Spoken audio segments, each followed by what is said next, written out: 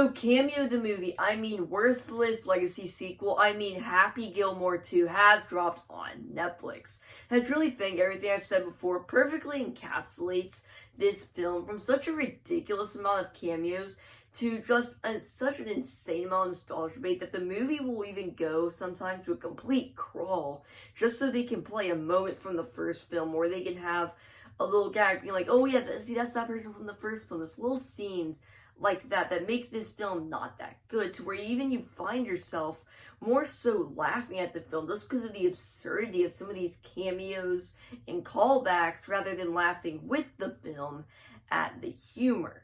And now, unfortunately, I think the weakest part of this movie is actually Happy Gilmore himself, Adam Sandler, who I believe is just playing a very watered-down version of that original character, except for a few scenes where he is pretty funny. Now, I kind of think what they tried to do here is they tried to reinvent the character a little bit, playing into the fact that he's a lot older now, while also keeping him the same character that he was in that original film, which really doesn't work.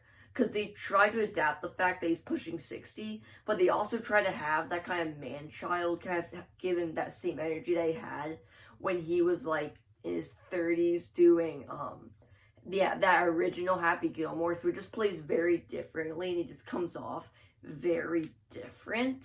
So it's really how you kind of feel about Adam Sandler's style of comedy now going into this is going to greatly affect how you see this film. And now, when I say cameos, I mean there is a ridiculous amount of cameos, from golfers to podcasters to rappers. Well, Taylor's only one, so singular rapper, and just people from the first film. There's tons of golfers. They're in this film a lot. There's a bunch of professional golfers strewn throughout the film.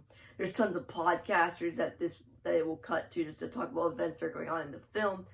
And there's Eminem. Eminem is in the movie, and he is legitimately the funniest part of the film, in my opinion.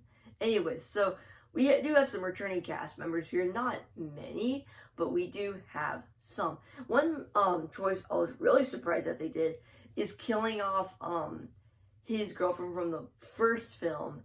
I was actually really surprised that they killed her off, but then seeing where the story kind of went, I kind of saw what they were doing there. I was like, oh, okay, that makes sense.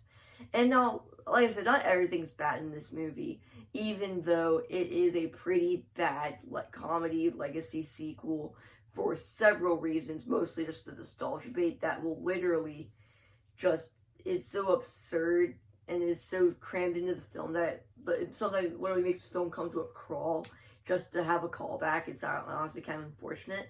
And, so, like, honestly, this sequel kind of feels like it should have been made years ago, legitimately, because there is just so many things that makes it kind of feel like they wanted to make this film a long time ago, but now there's only making it now. Just because, like, if they did it longer ago, they could have done so many more things. 1, 2, it would have been way more relevant, because Happy Gilmore is really old now. It's a really old movie now. It's still a great film, but it was a long time ago. So just now doing a legacy sequel exclusively on Netflix is just a little bit odd, just in terms of releasing that, so, at the time. So, that really is just my thoughts on Happy Gilmore 2.